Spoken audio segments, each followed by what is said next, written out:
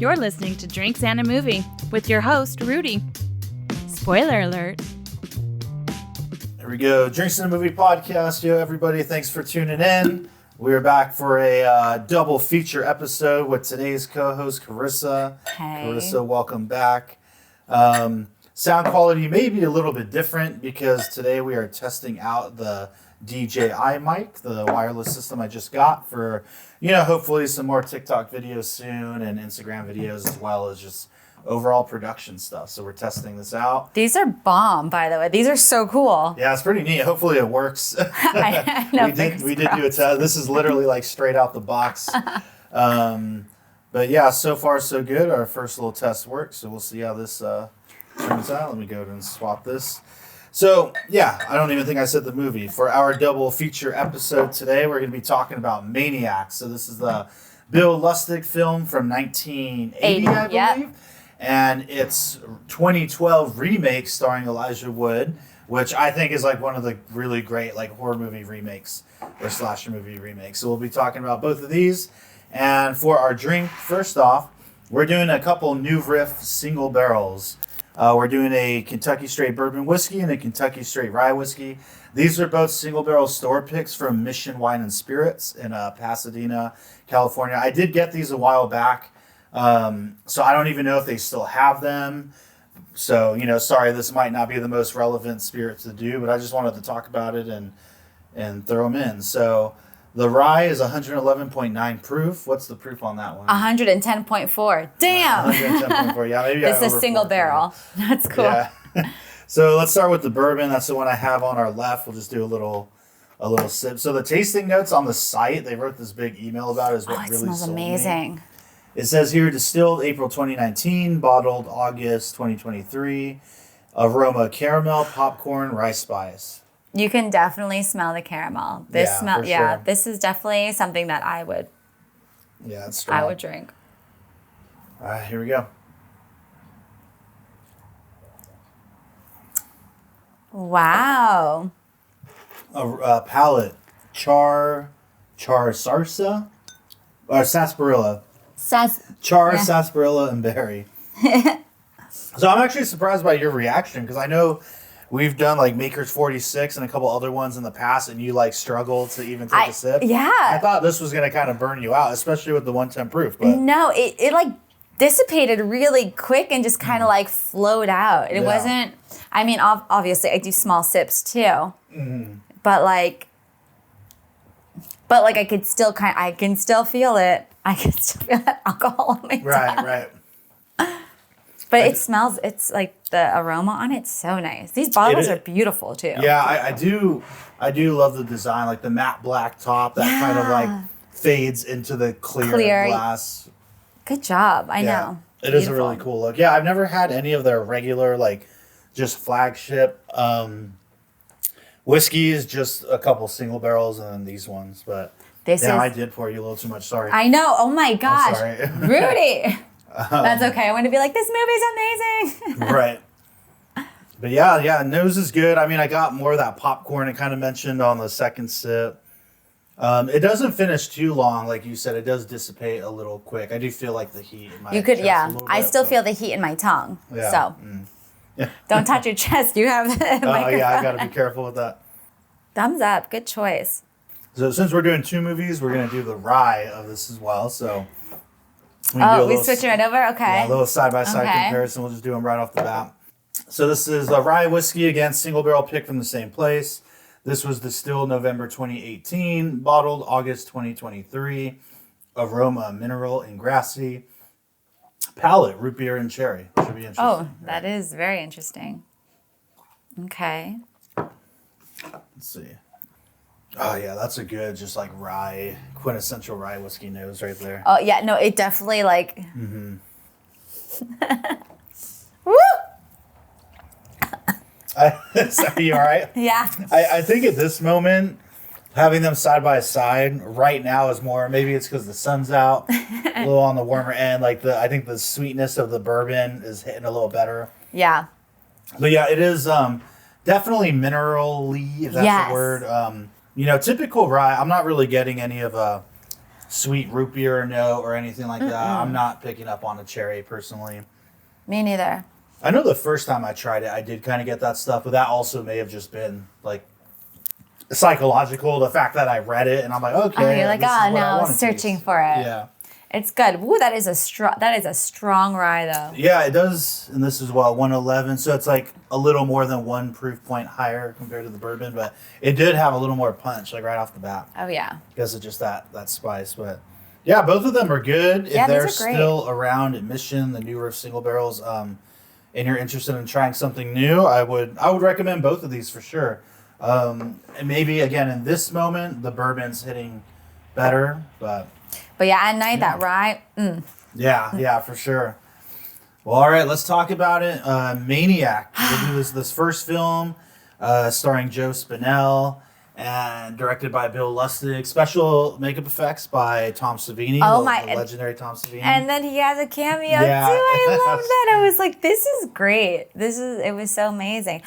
Man, let me tell you because I haven't seen either of the Maniacs. Okay. When I was watching this, like the first scene, I was like, they don't make movies like this anymore that are like gritty and grimy and like kind of hard to watch. Yeah. I was sitting, I was like, oh my gosh, like I felt like I shouldn't have been I felt like I was like a fly on the wall in the room in the first scene. And it was just so like... Or the prostitute in the hotel scene. Yeah, the prostitute, yeah. I almost forgot that the movie opens up on the beach. It's very like Jaws-esque. Oh my gosh, yes. Like the aesthetically, it reminds me of like the opening of Jaws. Obviously way different, but... You know what's so funny? I completely forgot about that. Yeah, the opening scene. Not even the scene I'm talking about. I guess that's the first, like this scene that I'm talking about. That's probably 10 minutes in. Like 7 minutes in. Yeah. And... I mean, the first beach kill with just like strangling the dude and his wire slitting open with the wire. Yeah, and the hell of a first kill to start the movie off, and then of course he goes and scalps the woman or whatever. But yeah, it is tough to watch that second kill in the hotel with the prostitute. I remember I was telling you too, like. There's something about like the simplicity of her saying like, "Man, I just got to do one more trick to make rent." That I immediately just feel bad for like, even more. Like I'm not frowning on the fact that she's working the streets or whatever. It's like, oh, you're just trying to pay your rent. It's so sad. I'm just like, and she's like sweet and cute, and she's like, hey. I just got to do one more, and I can get out of here and go home. And of course, that last one, man. Yeah, I remember you messaged me about that, and it is a hard moment to kind of to watch. Yeah, it's like they don't. And the angles, I feel like there was one like angle where like it was from kind of down, and her leg was kind of up, and it was almost like a weird crotch shot, like with like her tight. Like I mean, she still was fully dressed, but like it was just very.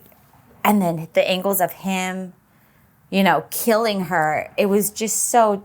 It just felt so gross and just so raw. Just because he's strangling her, right? And it's just drawn out. So I keep forgetting to give the synopsis. So Maniac stars Joe Spinell as Frank Zito, it's a slasher movie, a horror slasher movie, but no masks or anything like that. He's just like a serial killer with almost kind of psycho-esque in that he has clearly like mom issues that drive him into this madness. And not only does he like stalk and murder random women, but he scalps them and goes home. It's so crazy. And he puts the scalps on mannequins and talks to himself and the mannequins. And you never quite know exactly. It's never quite explained what his problem or issue is. It's kind of left up to the imagination and you to think about it. Like he's waking up from these nightmares. He's talking to himself, talking to the mannequin, just saying all this crazy stuff, and it is an early movie. This movie's really like, because I was wondering, I was like, oh, is there going to be like any reveals or no? It is very just kind of like it is what like this movie is just you're following the killer, you're just straight up following the killer. And man, like, he's a scary, gross killer. Sorry, there might be a pit bull, right? A pit bull. Breathing into the microphone now. Oh, he loves you. But yeah, and it's like you said, it kind of makes you feel dirty in a way that not just the brutality, but just the aesthetic of the, New York City in this era. It's like the taxi driver era of Times Square and all that. Just the whole walking down the street and like, drug pushers and prostitutes and porno theaters was just like all it was, and trash, and everything's just kind of wet and whatnot. It's okay. He can hang out. Okay. As long as his table doesn't get knocked down. But, yeah. And I learned that the director, Bill Lustig, was only 24 when he made this movie. Because I was watching a couple... What? Yeah, I was watching a couple interviews with them before coming here. And I'm like, this dude doesn't look that old right now. Oh, and yeah, my. he was like 23 or 24. And they made this movie for a very low budget. Like, I think it was just under six figures, I want to say. Like $60K or less. No, the budget was $350,000. Oh, okay. Wow, I was way off. Well, I mean... But that could be including, marketing and a bunch of other stuff. Right, all the stuff after. Box office, $4.5 million. Dang, that's a good... That's a good you turnaround. can't beat that. Yeah.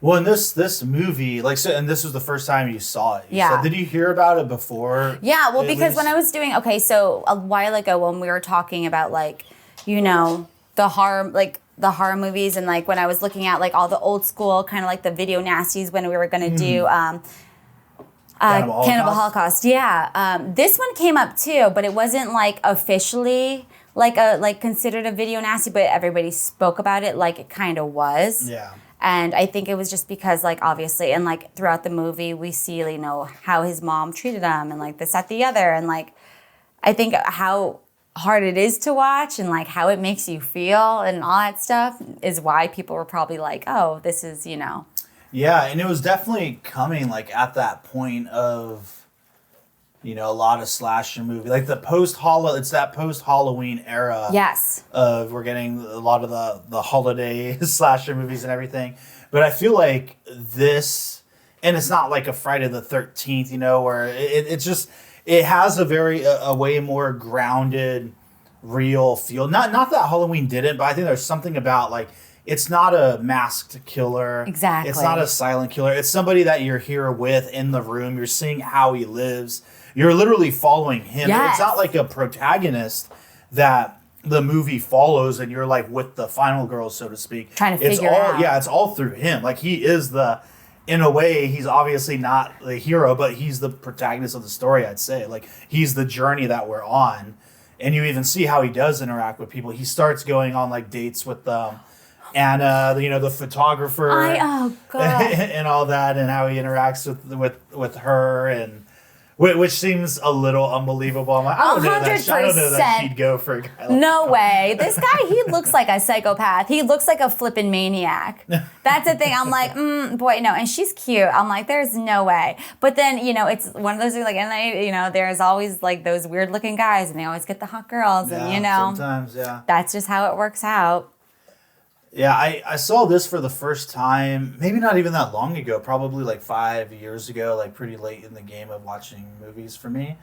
And because I remember hearing a lot about how it was very controversial at the time. And I was watching all the old news reports because, again, coming this post-Halloween era, movies, it's always like women getting killed. And this is probably the most brutal, probably most almost kind of realistic depiction of it, again, because you're seeing someone who's not masked.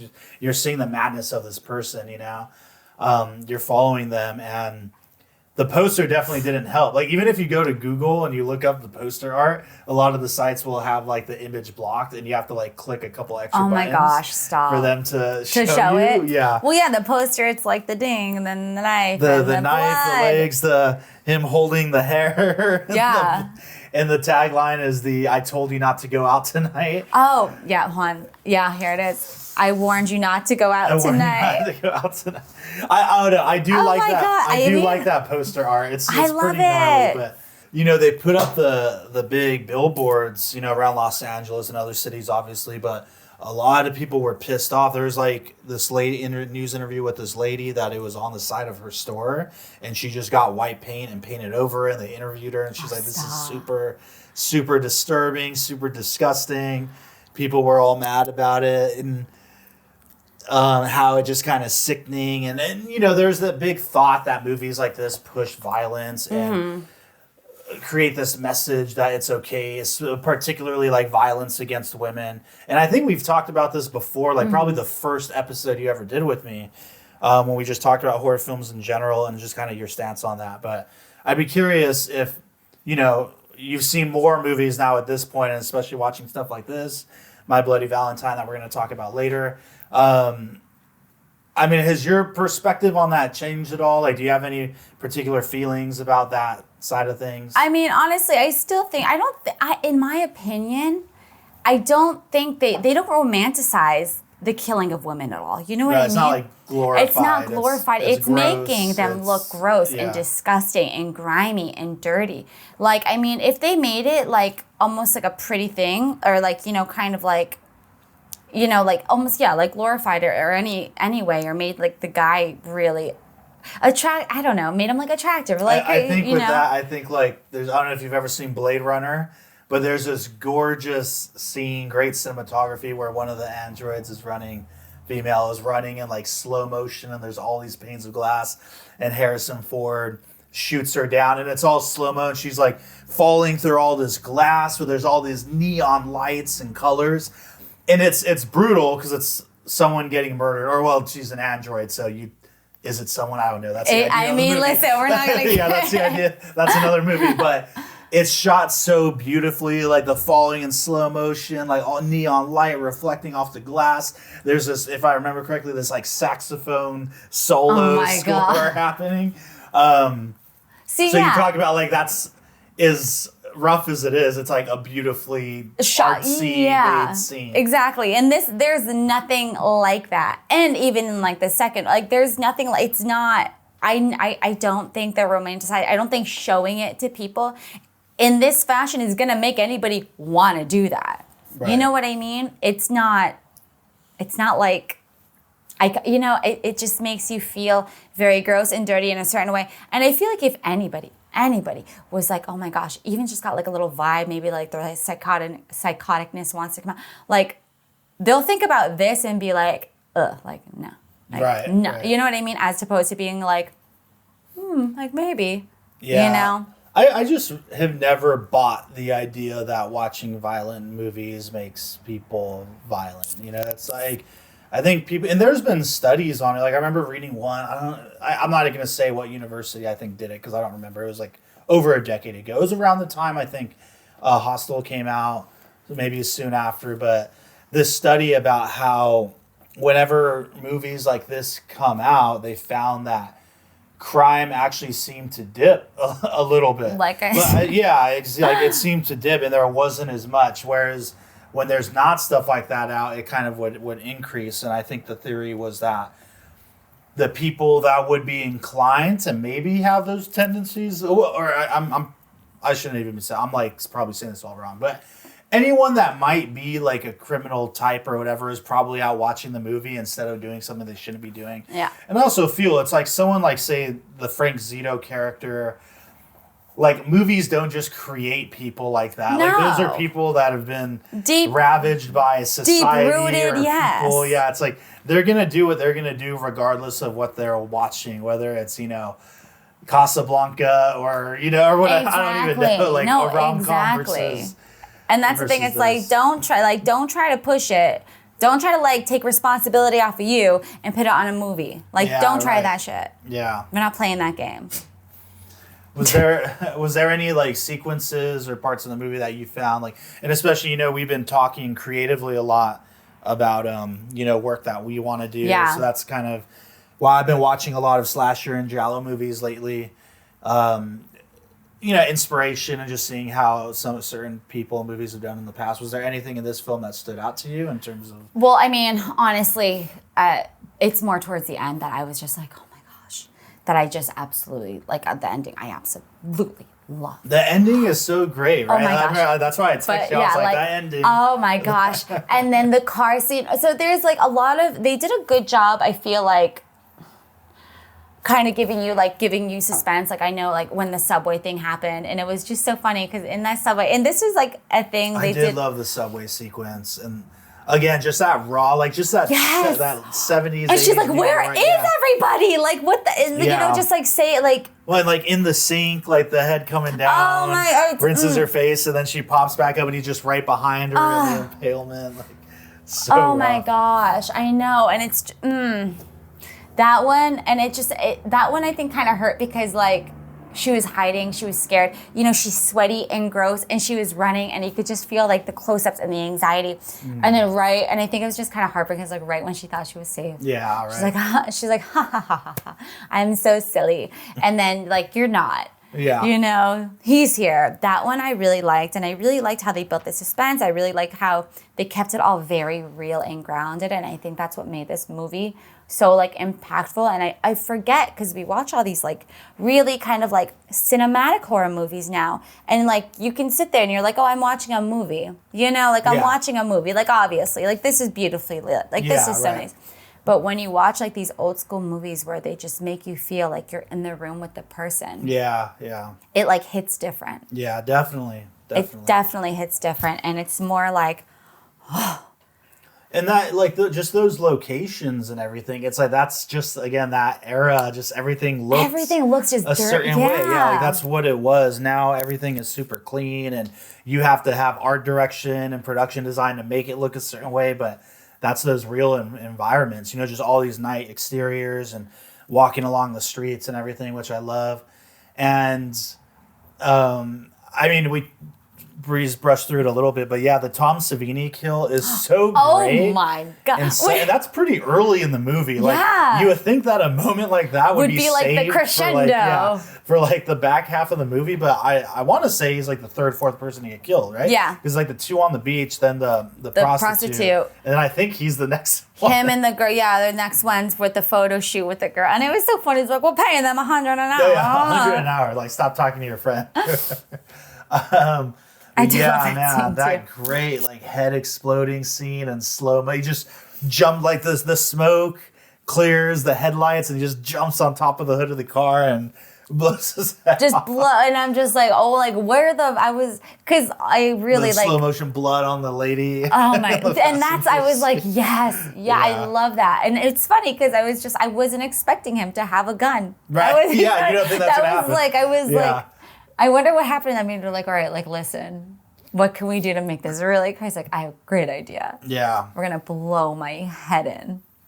So good. And Tom Savini himself is the one that it happened to. Which is why it's like so like. Yeah, I love that. And he talks in like an interview about how most of the like they didn't do any prep really. Like he just happened to have like the casting of his head already. The only new one they had to make was for Joe Spinell at the end of the movie when he's getting like ripped apart. Okay. But how most of like all the makeup and all the stuff was like straight out of his kit and everything. Stop. Like, there wasn't a lot of prep time or making extra stuff for the movie.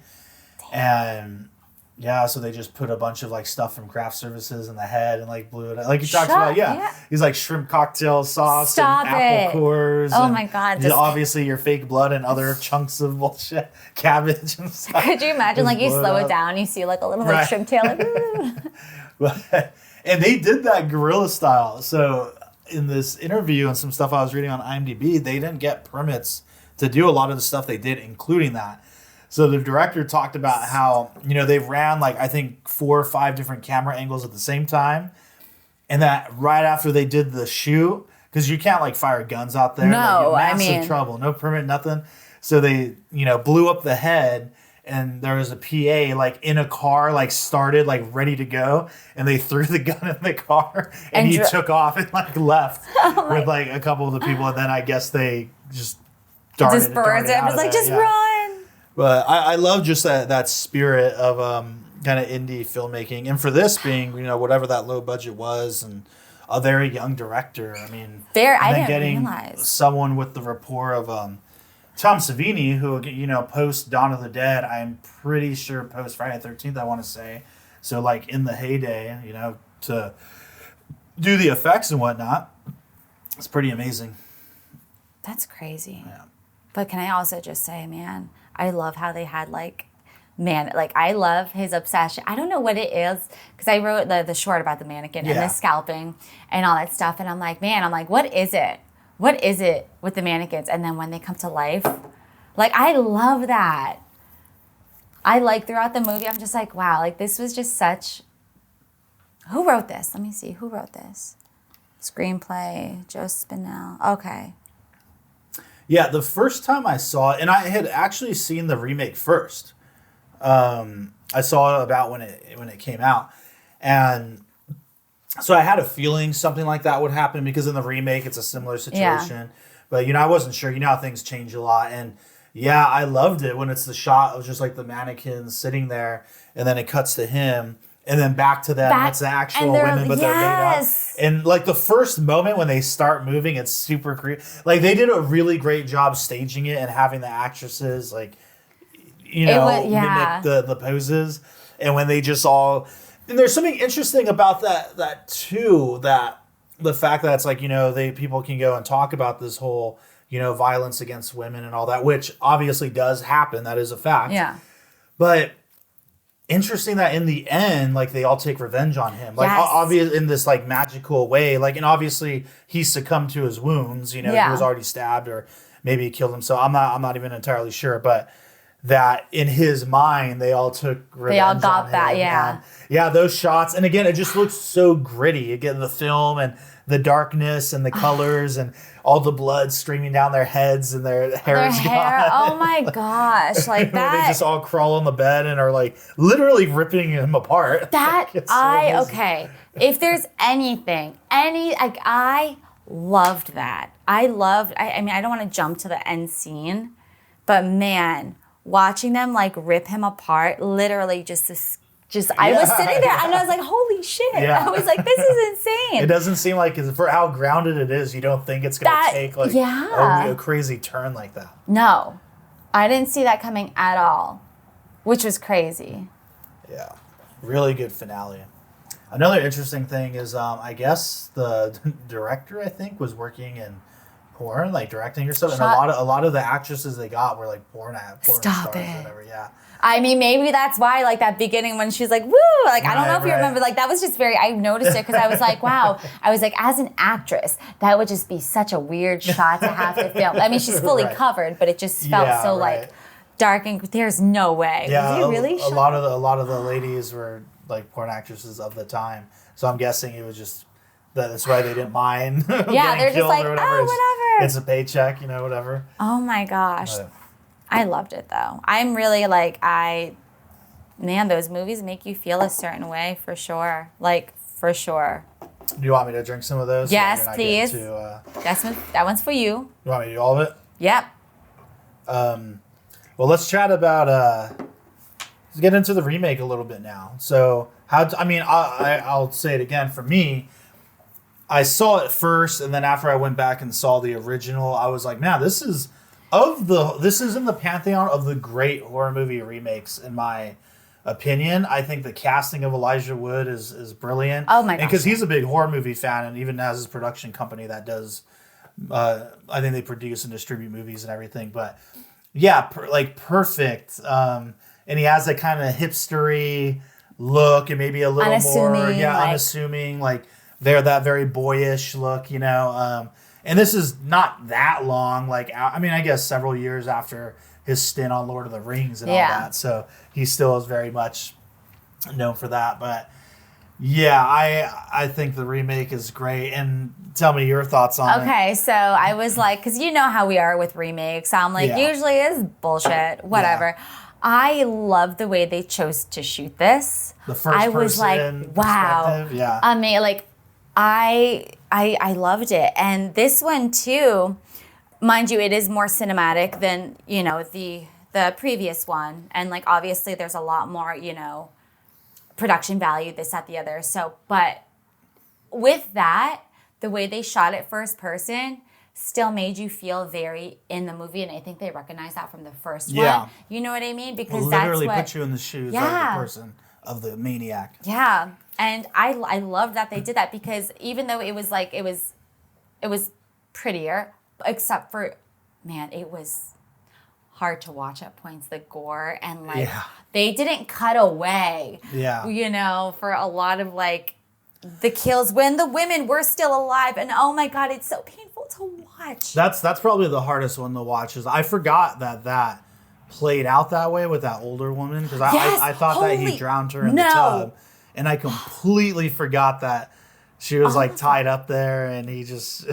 Yeah. So with this one, the first and I like at the beginning, it's funny because they like did modernize it. You know, it's like online dating. Yeah. And they're like talking in a chat room, like AOL style. I did like that. Me too. I did think that was a really interesting way to go about that. That one, Red Lucy 86 though, was like, man, she was into him way too fast. I guess that's something that happens to people, but she was about it real quick. Dude, like, I mean, come upstairs and. Let me change it to something more typical horror trope, girl. You know you don't put out on the first date in a horror movie.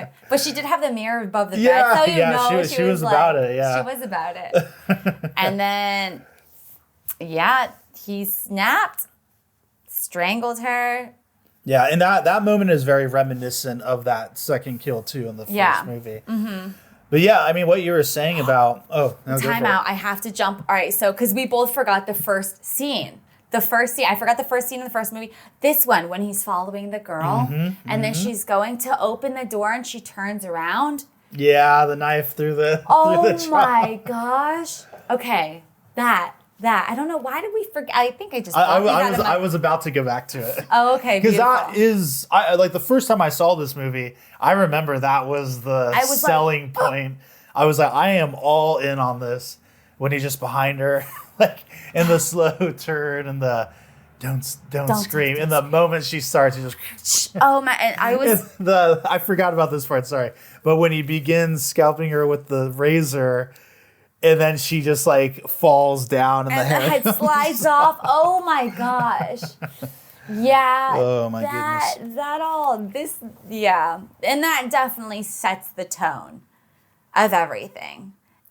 Everything, yes. Yeah. To your point of how it's more cinematic and like prettier, so I'll agree with that to an extent, because I think just the era. It's like now they're shooting on like Red Epic. It's 5K resolution and this and that. But kind of what I was mentioning with the original movie, I feel like this one, and not to the same degree because it is very different. But one, I love that it's shot in downtown Los Angeles. Yeah, and they show like all the DTLA.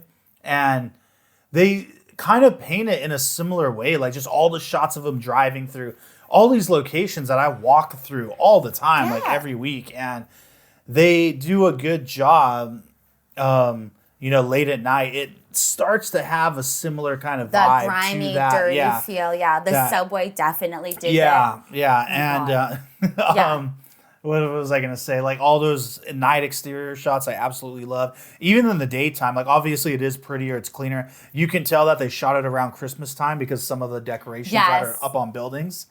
And when I look at that, I just kind of think like because I think this was like a pretty modest budget as well. I'm assuming when they shoot scenes like that, they're just doing it guerrilla style. They've got to. Like there's no way they're closing off like entire blocks and getting like hundreds of extras for a 2-second shot. No like with the exception of the moments where he's like clearly following certain ladies, like obviously I'd say those are actors or whatever. But yeah, I love just the downtown LA exteriors of this. Even the interiors when he's in the high-rise buildings and you can see outside. It's really great. It made me realize that there's not that many movies now that highlight downtown Los Angeles like that. Yeah, you're right. Yeah, and because I feel like a lot of movies kind of want to make you think like, where is it? Oh, we don't know. But they do. Yeah, mixing up like, oh, we shot in New York, Chicago, Canada, Atlanta, and DTLA, so you don't. So you don't it's know just all Frankenstein. Yeah, but that it's very clearly the setting is awesome. And so is this. So yeah, the subway scene. They show like Wilshire, like you know what I mean. They have like the signs in the background still. And and that's a really great kill scene as well. Oh my! It seems, but that's why it's so impactful because it seems like, well, one that he just like walked into, and that's just what makes these movies scary to me is the just the reality of it. It's like this dude is just walking into random places, and just, you can do all that. unassuming. Yeah, anyone can. Like I like when he does go up to that one lady's building, the one that was talking shit to him, and he sees the security guy like walk away, and he just grabs the keys and just nothing, grabs the keys and goes up and isn't worried about anything. Doesn't give a Same with being in the locker of that one lady, the one that he eventually chases on the train, and. You almost think, because I forgot that led to the park. Like, I remember the parking lot scene, but I forgot that it led to that. It's the same girl, It was a very, very, very it's a long, drawn-out section. And I love the change from just, copying the kill in the subway restroom of the original movie. But now they're in this parking lot, and she's locked in. Of course, no one's around. And it feels, again, very dirty and real. Just hiding under the car. And this is all his POV, so it's you under the car. Looking, just watching her. And man, she walks by. Can I say it? Yeah, say it. And he just slices through her Achilles, and it shows the entire. Like it just stays there, and you just see her fall. Yeah. And it's just like the actresses were amazing. Like just the screams in this, and I was just like, oh my gosh, and it doesn't cut away. Like it's just you in his point of view, just watching her try to crawl away. Blood coming out, her foot all bent. It is horrifying. And it's a great shot. And this is to me the most brutal of the kills. Well, I don't know, they all are, but because this one, it feels like there's a lot more rage to it, where he's just stabbing her a bunch of times, and you're watching it. Yeah, the camera switches from.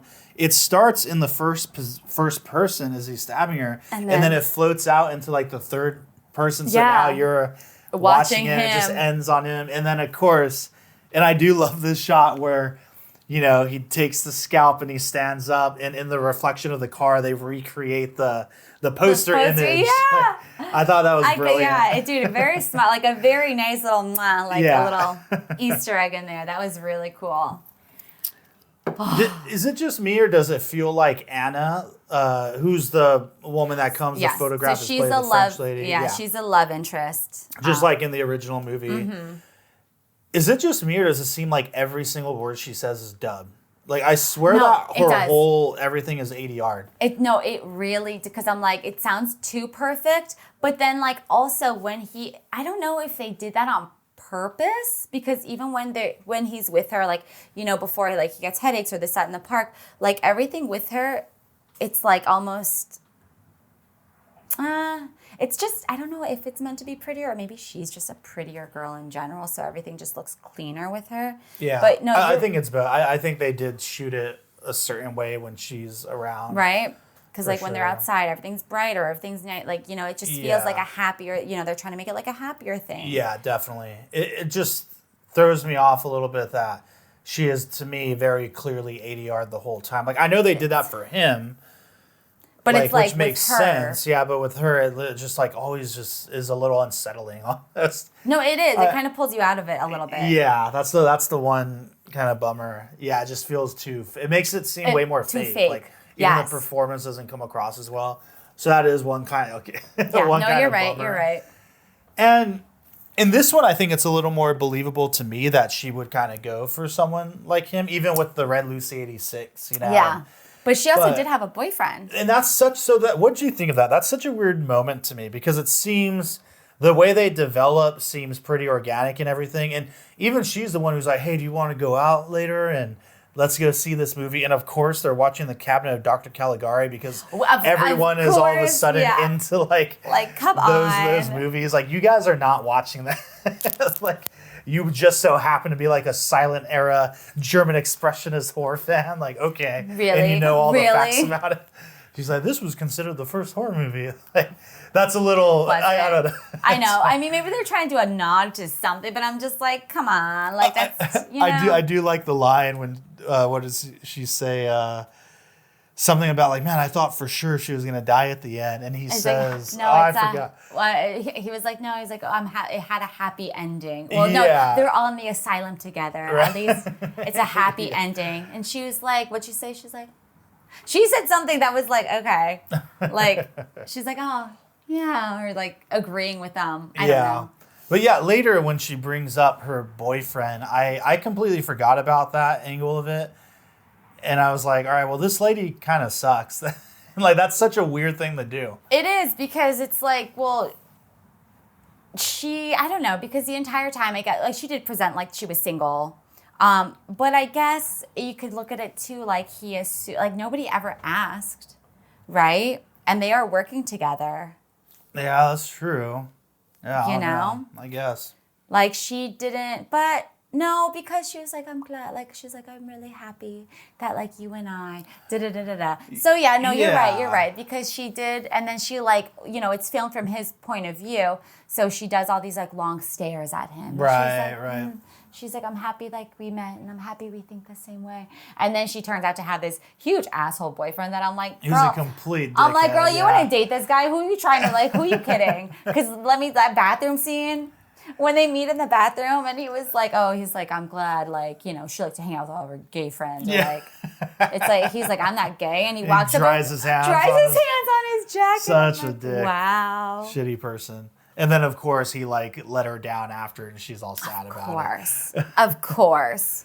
Yeah, I don't know. Stuff like that's... I don't know. Because I guess for me, in my perspective, I'm very straightforward in those situations. To the point where I've gotten in a little bit of trouble once before because I did go to a movie with this girl I was talking. We were both in my friend's wedding, and we were the ones paired up. Oh, cute. And we were talking a little bit because we had some common interests.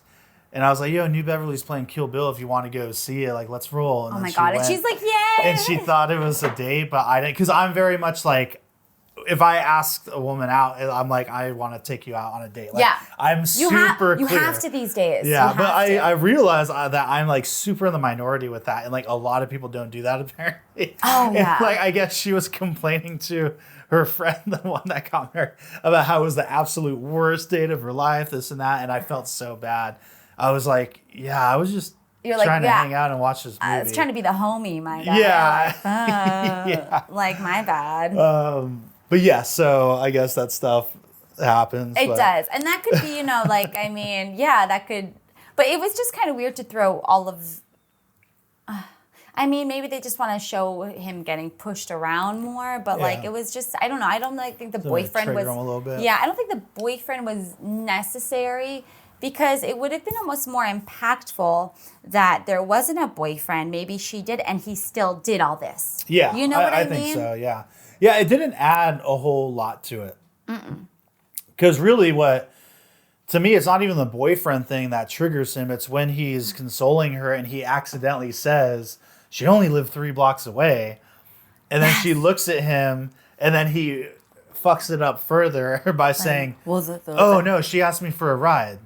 And she's like, what do you say? It's like the other girl. And he like just digs himself deeper. And she's like, that's what you're thinking, right? And she's like, no, I wasn't thinking that. I was thinking about these other women you said were murdered that I haven't heard about. When the news hadn't even said it was women. They just said it was a serial killer. And he's like, But I think the worst kill was, all right, so when he was at the art show and the woman was just being such a bitch. Like, I mean, just awful. Just like she was like the worst woman. But that kill, man...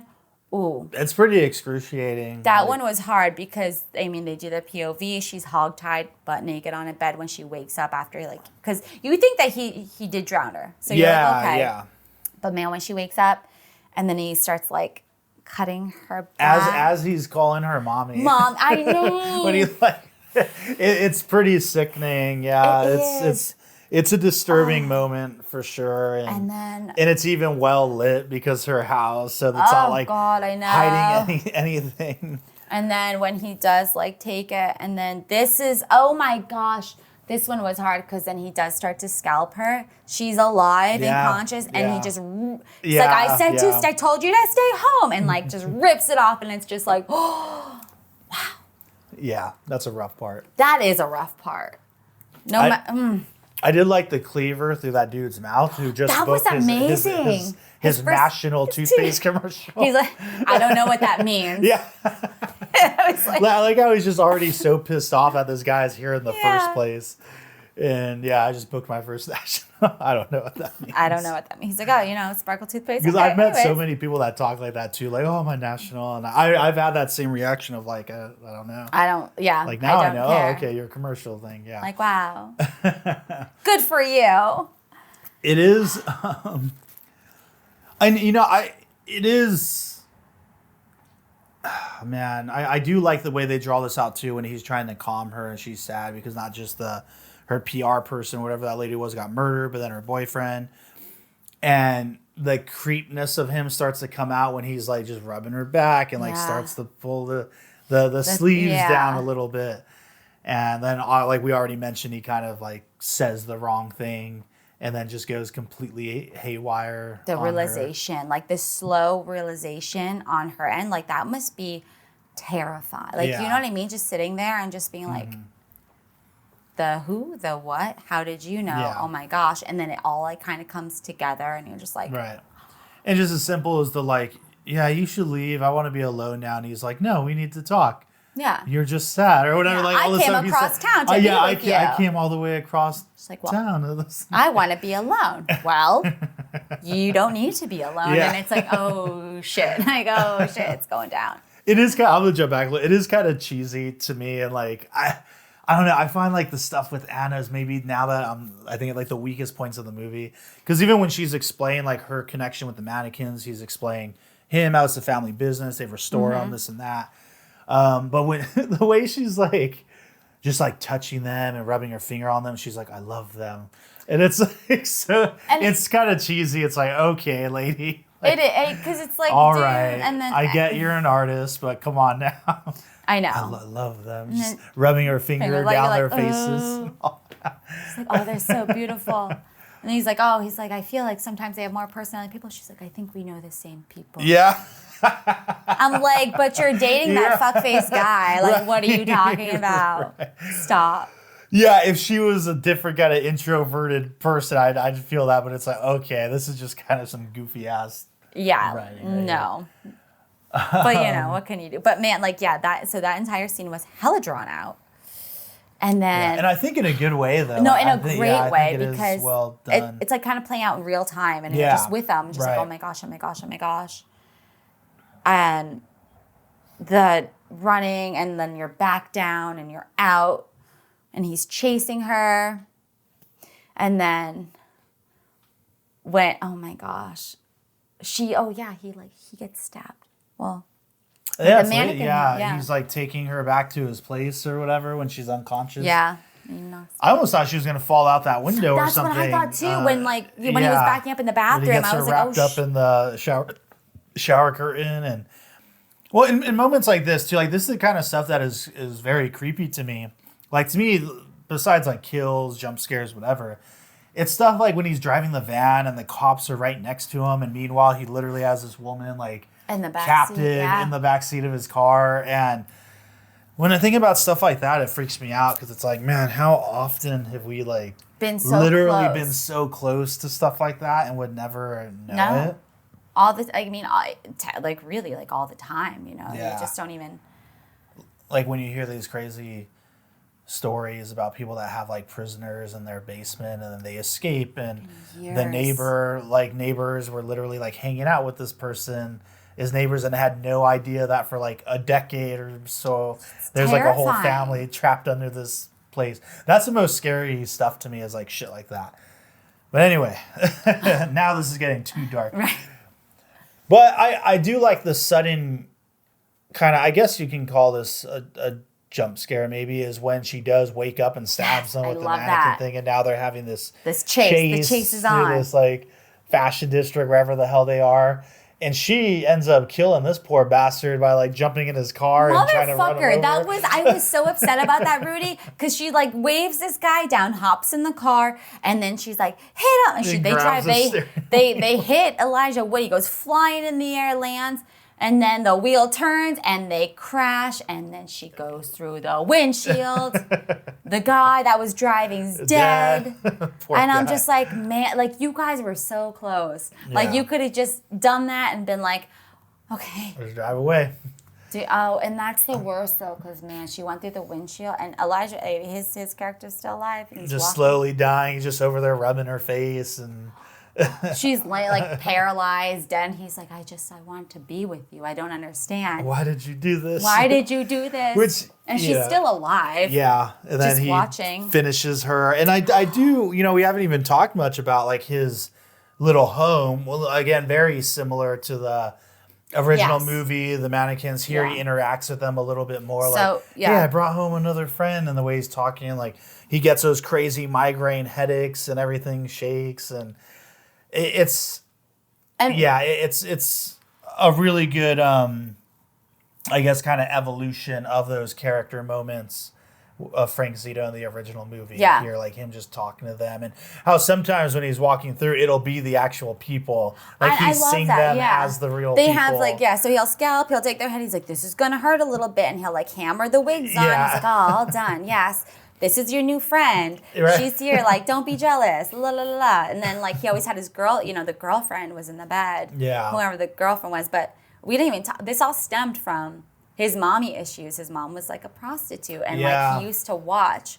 And man, like that shit was hard to watch too. That was it was. They really dig into that way more in this movie. It's weird too when he's walking down the street or whatever, and he's like imagining it like just happening on the street. And then the camera will turn around and it's him as a kid. So sad. Like it's just away. so. Yeah, it's pretty disturbing, and it is really sad. Like you do feel a little more, maybe empathy. For not that. not sympathy, but like maybe empathy. Yeah, and it's pretty. And there's creepy moments too. Like there's one part where he's sitting with one of the girls, and then all of a sudden he looks and it's a mannequin head. So I think it's in the movie theater. That's like a little jump scare. And there's one part where he's talking to himself in the mirror, but it's like his kid self. And then when he walks out, there's like a little boy mannequin in his clothes right there. Like those little shots are just really unnerving. Unnerving. Yes.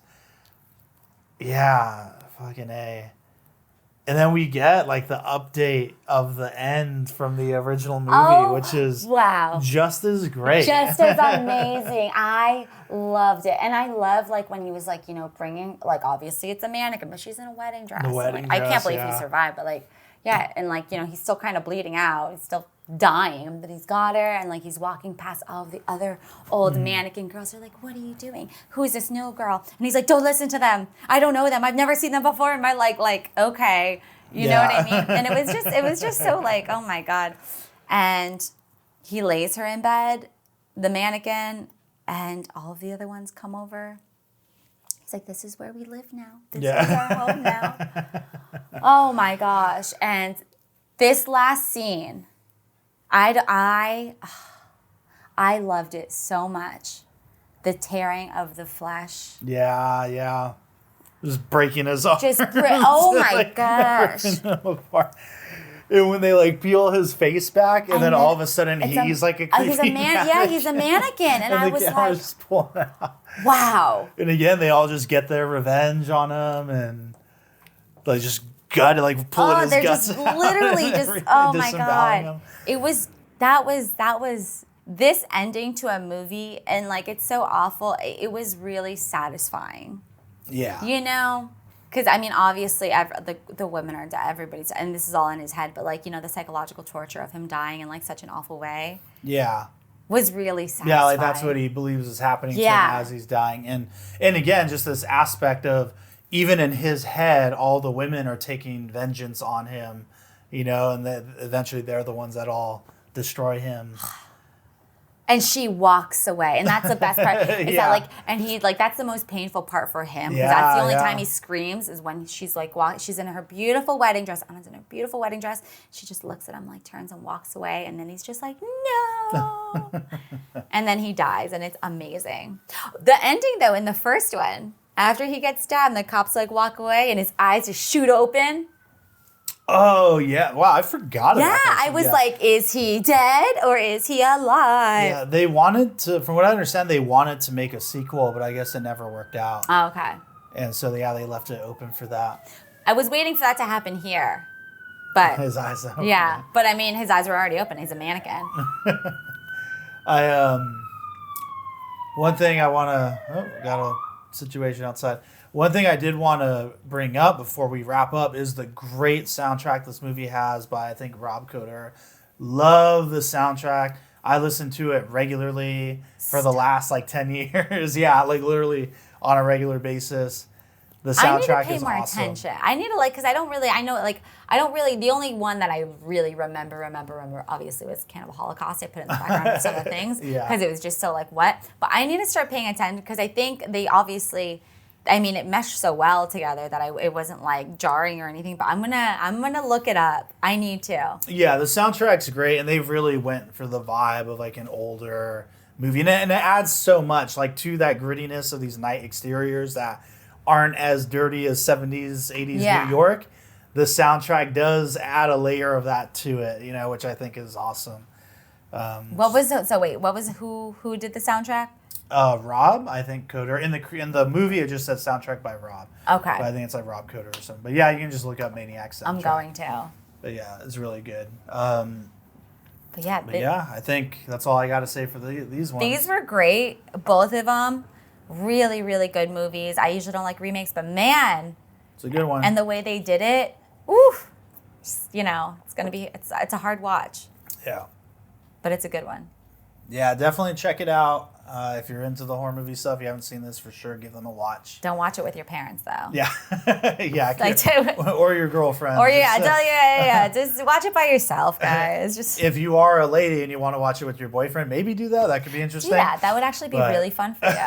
Yeah, but this is definitely not something I would ever watch with Sally. Oh, no, not Sweet Sally. She's going to be like, what the fuck? Do not.